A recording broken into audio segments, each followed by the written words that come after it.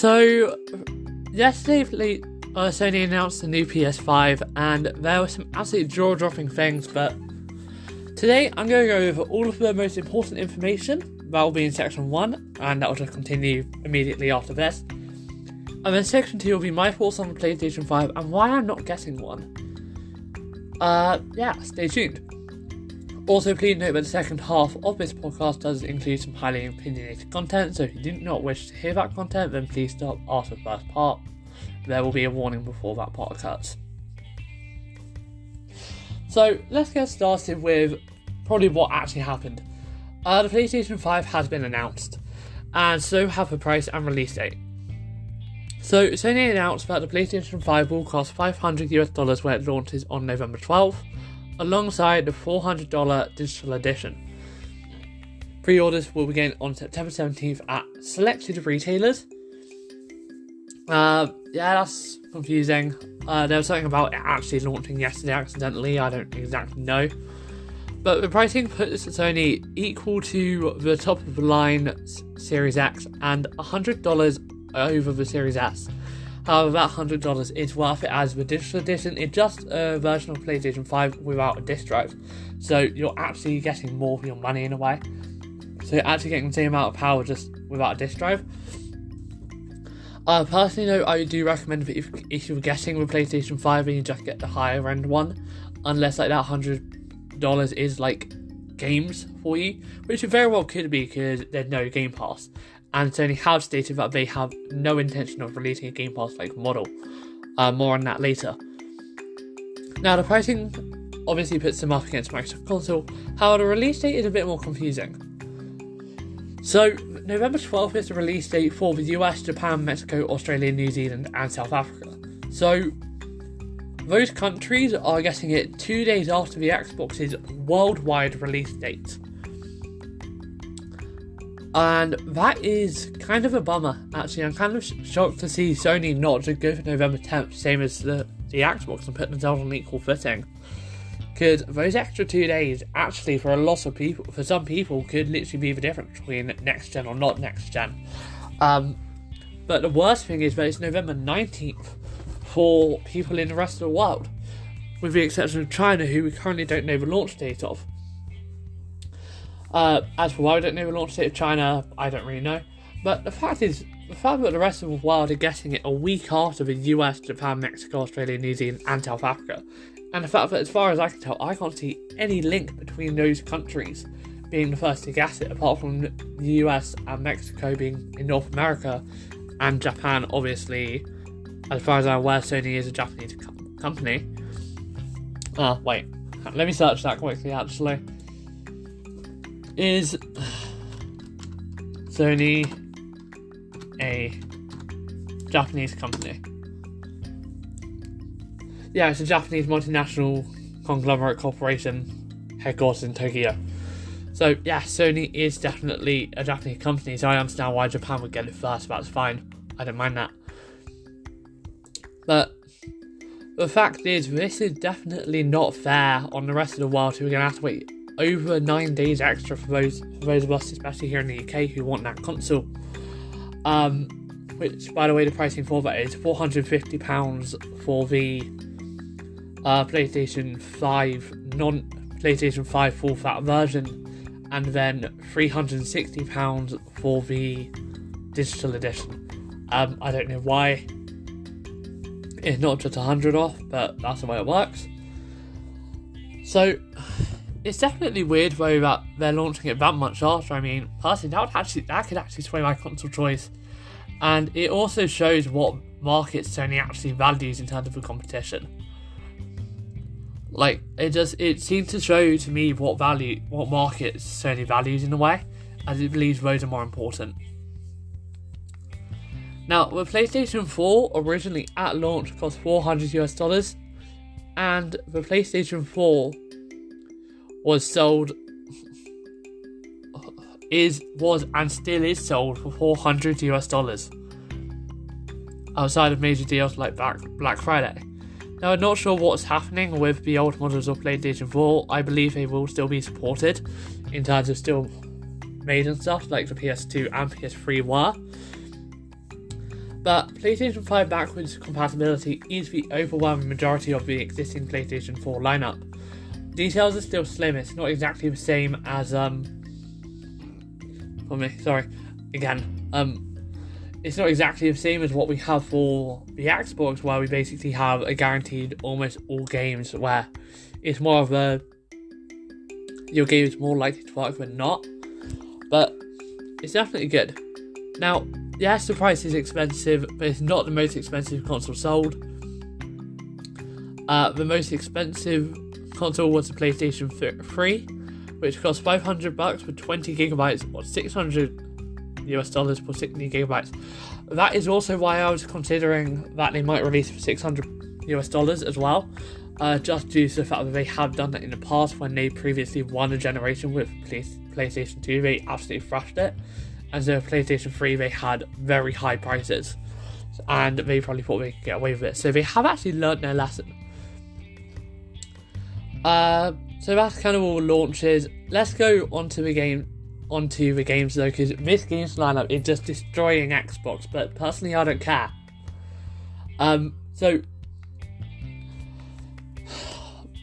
Yeah, I don't care because the prices of these games is extortionate. So Demon's Souls, as far as I can remember, the only demo we had of that was a guy in a knight armor just slashing people down. It personally looked a bit boring to me. $70 to run around in a knight in shining armor suit and just swing a sword. I didn't see any narration or anything in that gameplay. Destruction All-Stars is $70. Spider-Man Miles Morales Basic Edition is $50, which is also, by the way, coming to PlayStation 4. So if you're a PlayStation 4 owner, you get upgrade to get a new Spider-Man, you might want to think about it, because you will still get the new Spider-Man, and most games coming out this year and for a bit of time will still be supporting the PlayStation 4, so it is actually worth holding on to it for a bit longer. The Spider-Man Miles Morales Ultimate Edition, which includes Spider-Man Miles Morales and Spider-Man and the original Spider-Man Remastered, is $70. Understandable, actually, that's a decent price. As for Sackboy: A Big Adventure, it is $60. One thing that you will notice though is that this is like their main kind of launch games. Astro's Playroom is also being launched and comes being built on PlayStation 5, but that's kind of their 6 launch titles on November 12th. Now, it doesn't include multi-platform games such as Fortnite, which are confirmed for both consoles at launch, as well as releases such as Call of Duty, Assassin's Creed and Cyberpunk 2077, which is also confirmed cross-generation releases on November 19th, which is actually the same day as PlayStation 5 launches here in the UK and is available across the world. Sony have confirmed that some of the games will see PS4 versions, as they basically, and this is actually a massive surprise and does make me think a bit better, because they officially confirmed that there wouldn't be anything to do with that. They said that any new games won't be on the PS4, so they've actually walked back without walking it back, which I think is actually a good thing for them to do. But the fact is, they burnt the goodwill for trust that they would do that when they said they're not going to do it, and that if you want to play new games, you have to buy a new console. They burnt a bit of goodwill with me. But it's going to be Spider-Man Miles Morales, Sackboy: Big Adventure, and also Horizon Forbidden West. That is a massive thing, and that's not coming out until 2021, so that's amazing. Sorry about that. Sony is yet to announce a free upgrade commitment like the Smart Delivery program, but it does point to something similar to do with that. It's just not an official program that Microsoft had made. Now, something important about it though is that if you have a disc version of the game, then you will have to buy the disc-based version of the PS5. So you can't have a disc-based version of Spider-Man Miles Morales on the PS4 and then buy the digital version of PlayStation 5 and still play your disc-based version, because you have to have a license either connected to your PlayStation account or connected to the disc. And currently they don't transfer licenses between the two, which does make sense in my opinion. And likewise, if you have digital edition, then you'll be absolutely fine. So, if you have a digital version, don't worry about which one you get, it's the same thing. So that's definitely good, but one thing that is annoying is the maximum cost of PlayStation 5 games, what we're seeing here, $70 US. Now, we don't know whether this is the same for Microsoft and their first-party titles, which they don't have. That is one thing I have to say, it does feel like they're compensating for a bit with Game Pass and everything. As far as I'm aware, they don't actually have any exclusive at launch date. It's kind of disappointing. I was expecting a new Forza Motorsport.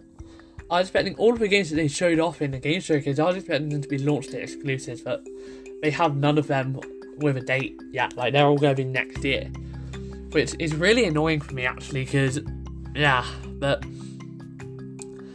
basically, it's just, yeah, the maximum price will be either PlayStation's own worldwide studio title will be priced from a minimum of $50 US to a maximum of $70 US. So it's definitely a jump. And when you consider that you're already paying $500 US, you're now paying $570 just to have your first game on that console.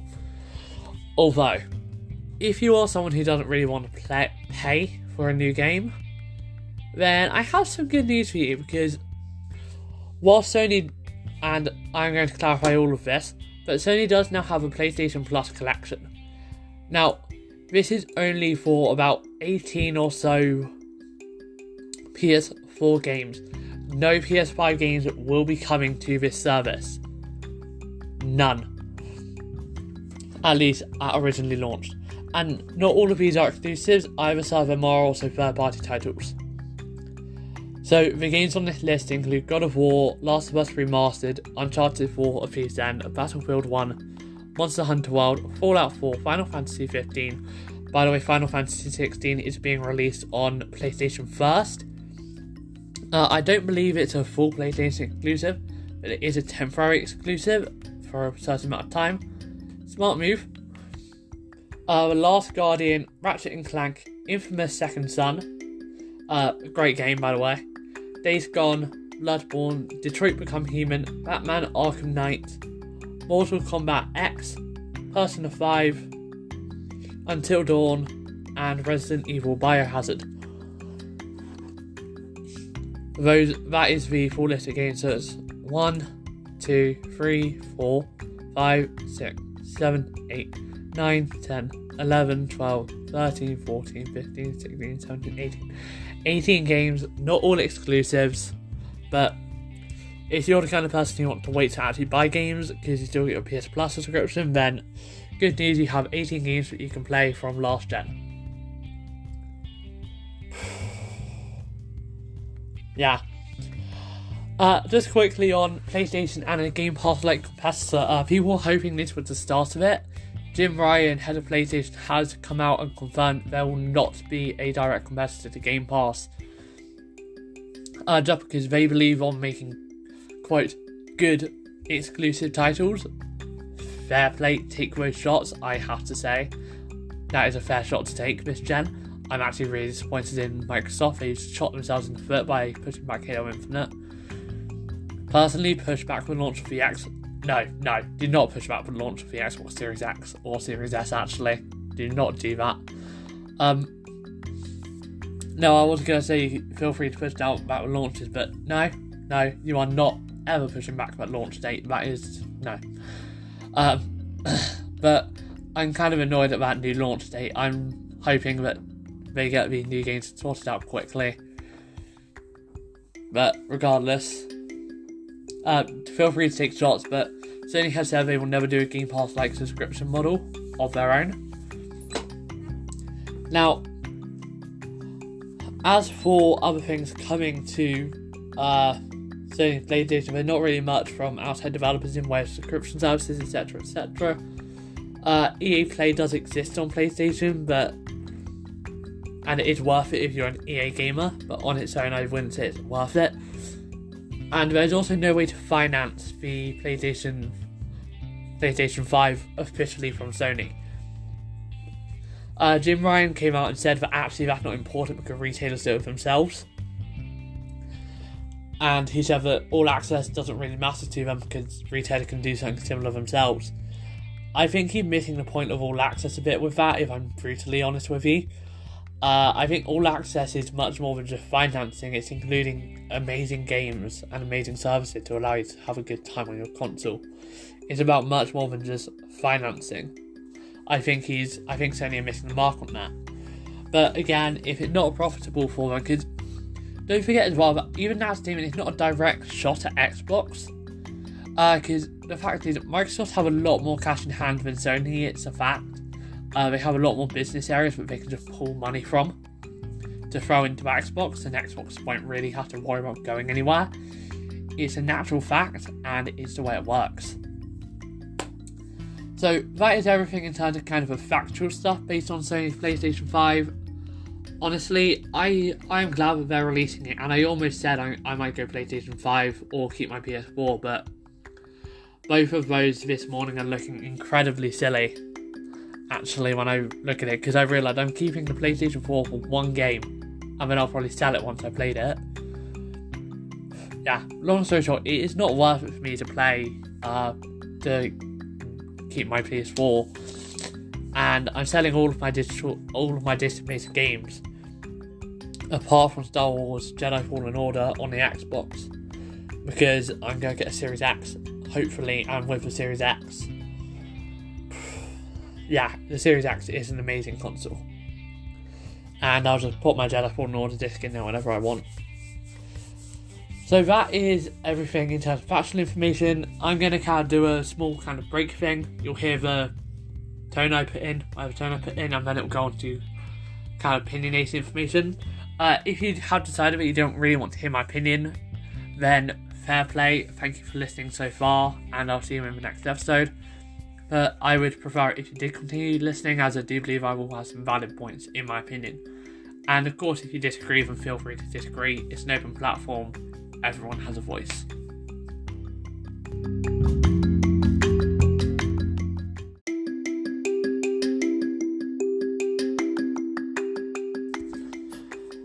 Okay, so just the last warning quickly before I do go on to this. Just remember, this is now opinionated content. If you have a different opinion, then feel free to, but this is a podcast, and I figured I should let you know why I'm going with the choice I'm going for. So I decided a good few months ago now that regardless of exclusives, I would still get to stay Xbox. And even the news out today has not swayed my mind. And I believe I have some fair opinions as to why, and that my reasons are decently valid, hopefully. And I hope you understand why I choose it as well. But at the end of the day, this is a court of personal opinion, and no one is right or wrong. However, in terms of exclusive, rip Xbox. That is one negative to the Xbox One. Kind of. And I'll go on to why it's a kind of in a bit. So, first things first though, we need to go over why I'm going Xbox. The simple fact is, the first proper console I've had that's not like a Wii or a Switch was an Xbox One. And I've had that console for 7 years. And over those 7 years, there is currently a spider crawling around on the floor in my room, and where did it go? Okay. I'm now keeping a lookout for a spider. But I swear I've seen that spider every once in a while now in my room. It just doesn't seem to leave. Basically, where was I? Yeah, I'm staying with Xbox because I've had an Xbox for 7 years since 2013, and I built up a library of a lot of games on that platform that I paid for, that are digital, even non-physical ones, and even physical ones I'm happy to sell, because if I really do want to play them again... Oh, hang on, just found a spider, give me a sec. But even if I do want to play the games again...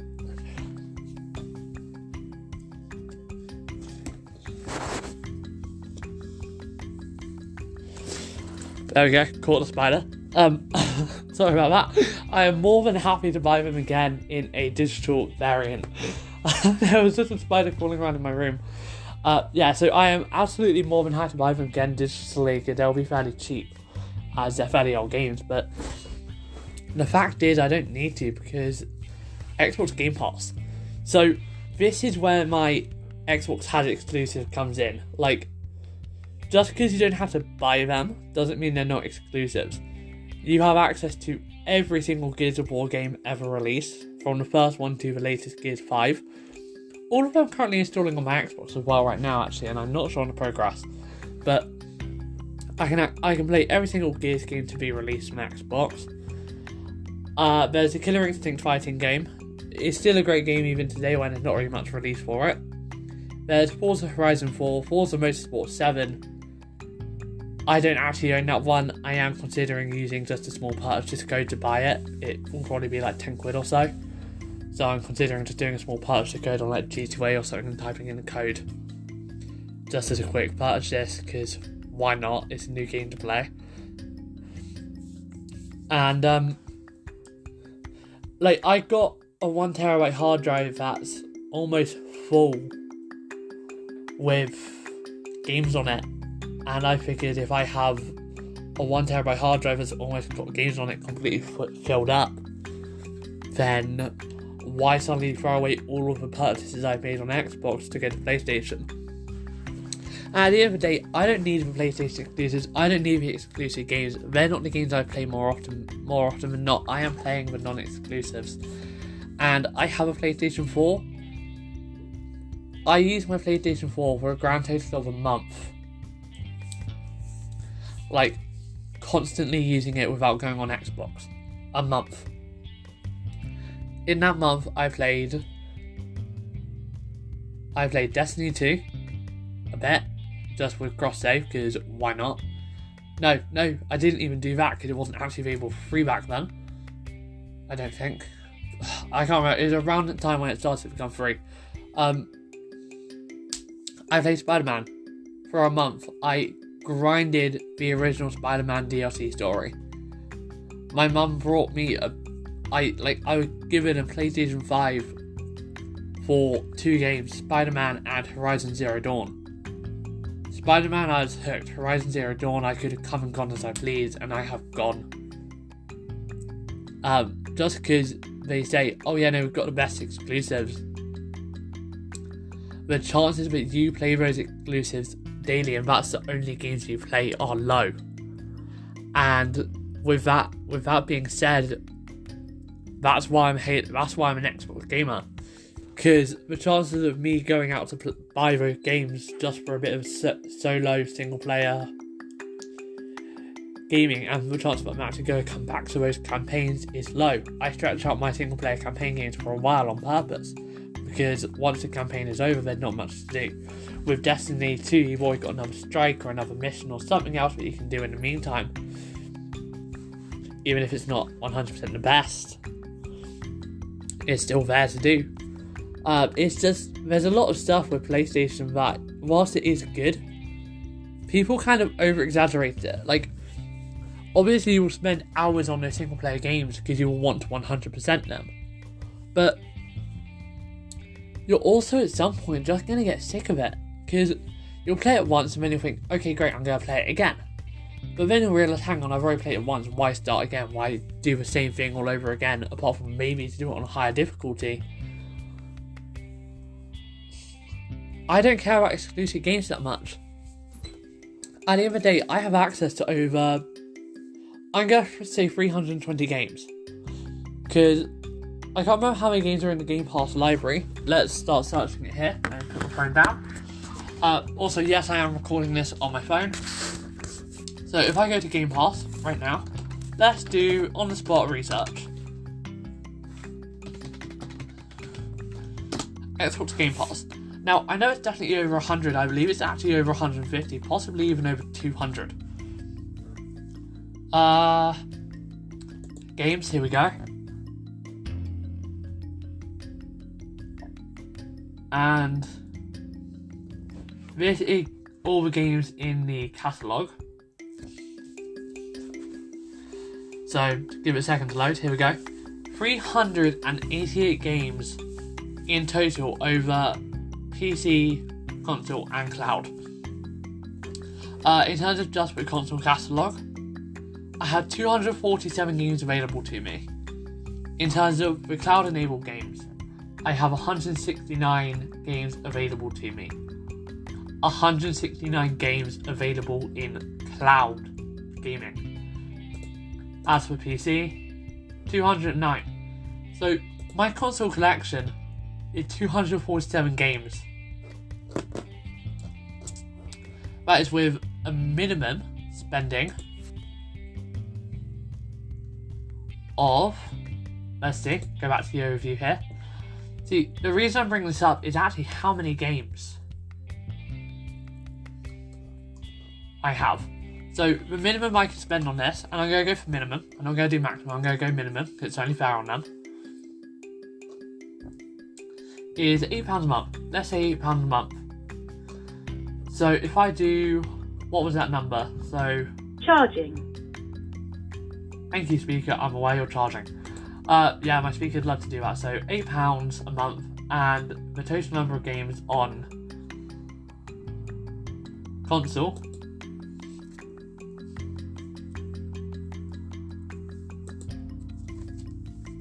is 247. So we're doing 247 divided by 8.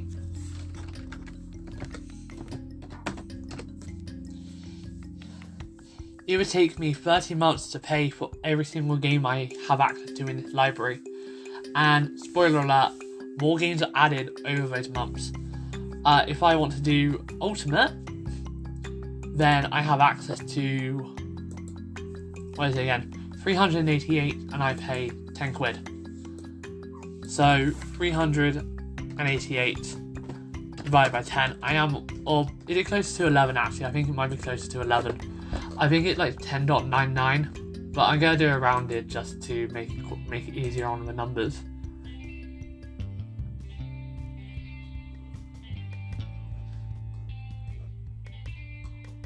It is currently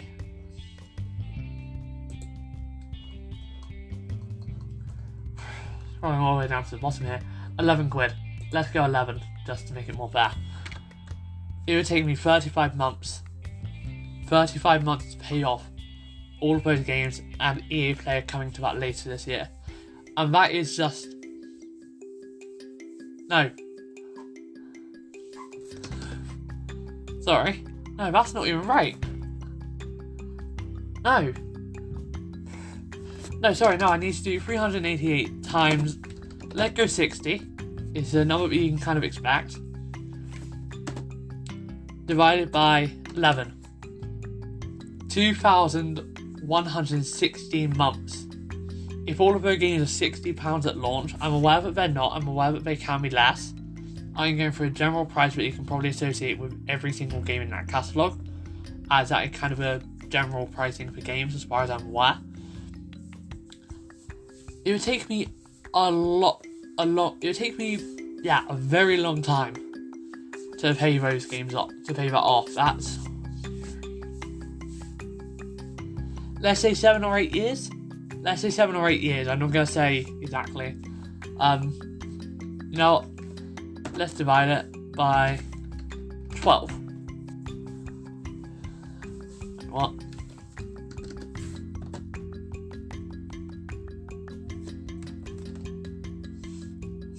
Hang on. What am I doing wrong here? Sorry, no, let's divide it by 365. Yeah, that'll take me 5.7982 years. So that's... And new games will be added and more games will be added over time. So I have an amazing deal for my money there, and that includes all of the Gears of War games. And basically every Xbox exclusive being released in the future. And that's what I like about Xbox. I don't have to worry about, I'm not on Xbox, I won't be able to play my games. I have most of my games again. That was 169 games in the Game Pass catalogue for cloud gaming. Like, that's a lot of games in that catalogue. And personally, that's worth it. I like that number. That's a good number. So, you gotta admit that, it is a good number. And when you realise how much money you're probably gonna end up saving to play all of these games, you really do save a lot.